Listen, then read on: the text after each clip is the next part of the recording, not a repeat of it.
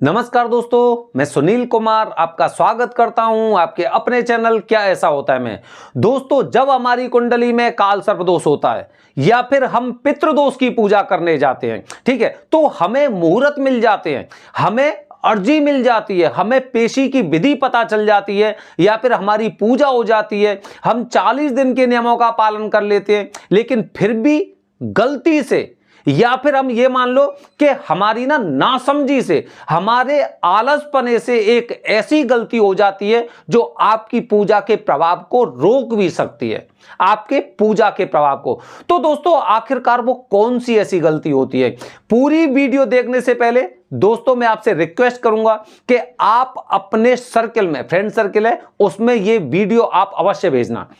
मैं कभी किसी वीडियो के बारे में नहीं कहता कि आप अपने दोस्तों के साथ भेजिए, लेकिन इसे अवश्य भेजिए, क्योंकि अगर उनकी कुंडली में काल सर्प दोष है या किसी तरह के कुंडली दोष निवारण की पूजा करने जा रहे हैं तो वो कम से कम ये गलती ना करें, ठीक है। अच्छा, तो दोस्तों वो आखिरकार कौन सी गलती होती है? अब मैं सबसे पहले आपसे एक सवाल पूछता हूं और उसका आप सभी को अपने मन में ही, वैसे तो नहीं बता सकते आप, लेकिन फिर भी अपने मन में आप उसका जवाब बना के रखना, ठीक है।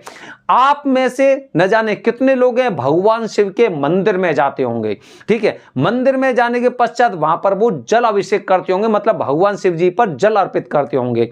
अब आप एक बात अपने मन में सोचकर मुझे बताइए कि वहीं पे मंदिर में जो भगवान शिव जी का जो वो शिवलिंग है उसके आसपास एक स्टील की बाल्टी होती है, वहीं से आप एक लोटा तांबे का लेते हैं और उस बाल्टी में से जल लेकर आप चढ़ा देते हैं, ठीक है। ये बात हो गई एक।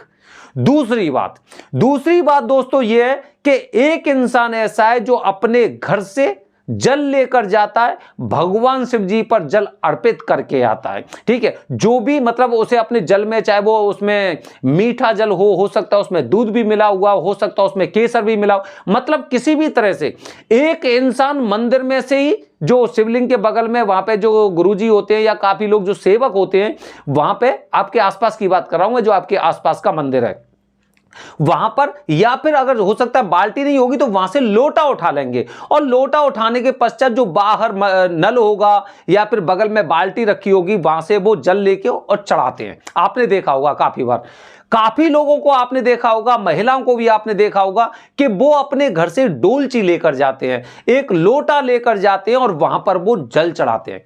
अब देखिए दोनों लोग भगवान शिव जी पर जल अर्पित कर रहे हैं, उनका जल अभिषेक कर रहे हैं। अब आप खुद सोचिए कि किस इंसान को अधिक फल मिलने वाला है, किस इंसान को अलग फल मिलने वाला है, मतलब किस इंसान को ज्यादा फल मिलेगा इसमें से, ये आप खुद सोच सकते हैं। ये बात हो गई पहली। अच्छा, दूसरी महत्वपूर्ण बात दोस्तों, आपने हमारे समाज में देखा होगा काफी बार ऐसा होता है जब हमारे दिन खराब होते हैं ना, तो हम किसी ज्योतिषी के पास या तांत्रिक के पास जाते हैं तो वो हमें बताते हैं कि आप एक काम करिए, आप वहां पर स्नान करके आइए और यहां से जो आप अपने वस्त्र पहन के जा रहे हैं उन्हीं वस्त्रों को आप वहां पर छोड़ कर आइए, ठीक है, और वहां से कोई भी अपने नए वस्त्र पहन के आप वापस आइए, ठीक है। ये चीजें हमारे समाज में है, हमने काफी जगह ऐसी चीजों को देखा है। जब किसी पर ऊपरी बाधा होती है या फिर जिसकी कुंडली में कुछ ज्यादा दोष होते हैं या फिर शरीर से संबंधित, अपनी त्वचा से संबंधित कुछ ऐसी समस्याएं होती हैं,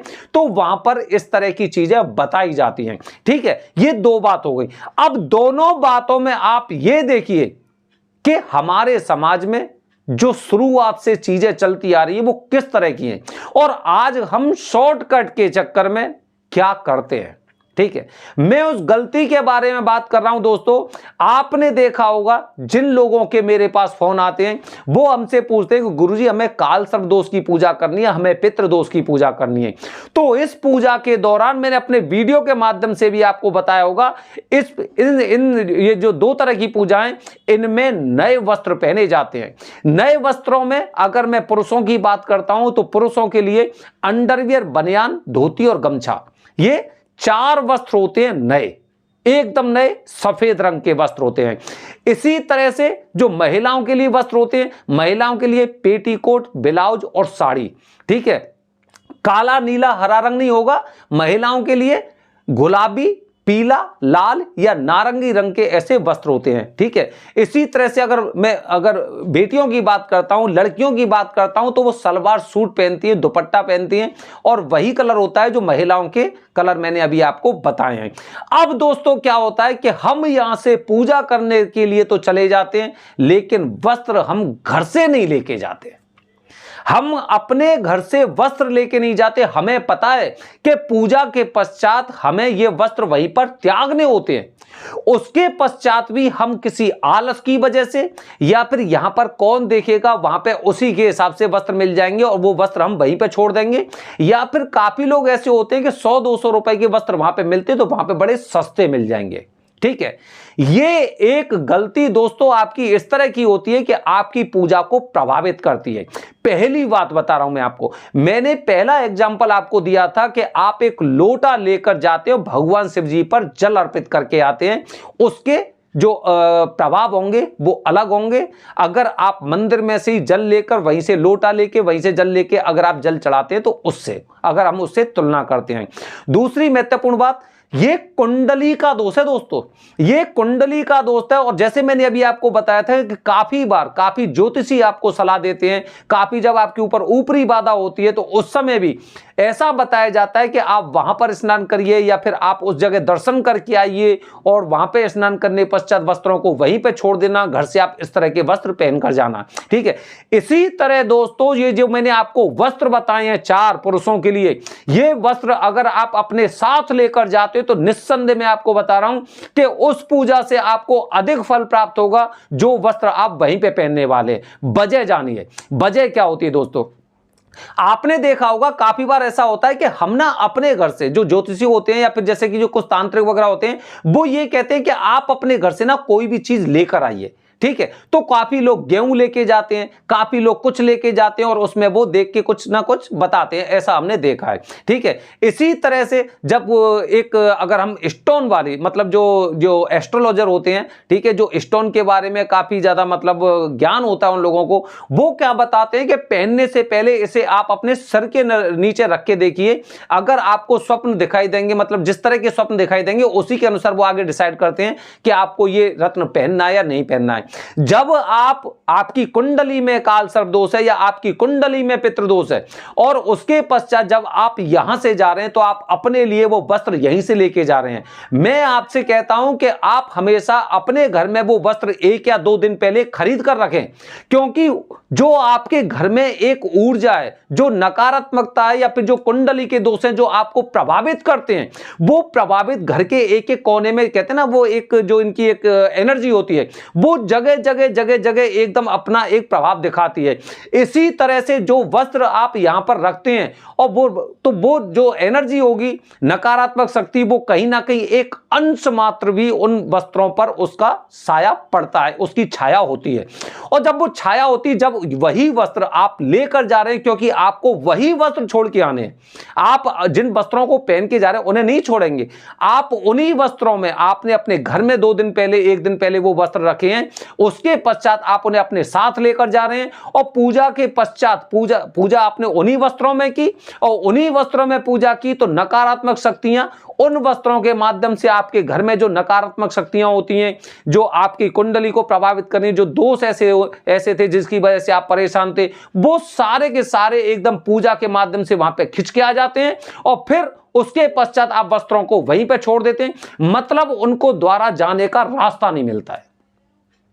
पहले आप क्या कर रहे थे, आप वहीं से वस्त्र खरीद रहे थे, उनको पहन के आपने पूजा की, तो इन चीजों में और उन चीजों में बहुत अंतर होता है।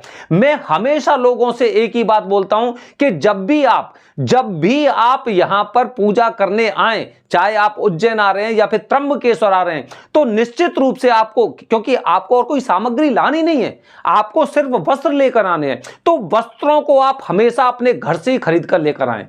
उससे ये मानिए कि आपको उस पूजा का निश्चित रूप से बहुत अच्छा प्रभाव मिलता है। ठीक है, तो दोस्तों ध्यान रखना, आपके परिवार में आपके किसी जान पहचान का कोई रिश्तेदार हो या कुछ भी हो, आपकी सोसाइटी का बंदा हो, अगर काल सर्प दोष की पूजा करने जा रहा है, आपको भनक लगती है काल सर्प दोष की पूजा करने जा रहा है, तो उसे कम से कम ये जानकारी अवश्य दें कि घर से कपड़े लेके जाइए, वस्त्र लेके जाइए जो कोरे वस्त्र होते हैं, ठीक है। तो इस बात का आपको विशेष रूप से ध्यान रखना है, क्योंकि कहते हैं ना कि बूंद बूंद से घड़ा बढ़ता है। हम जब छोटी छोटी चीजों की सावधानी रखते हैं तो उसी हिसाब से हमें उस पूजा के फल मिलते हैं। दोस्तों, आने वाली वीडियो में आपको बताने जा रहा हूं पेशी की विधि इतनी जरूरी क्यों होती है, आखिरकार पेशी के पीछे एक कहते ना एक मान्यता क्या है, और काल सर्प दोष या पितृ दोष की पूजा में पेशी की अहम भूमिका क्यों है। बने रहिए हमारे चैनल के साथ दोस्तों। हर हर महादेव।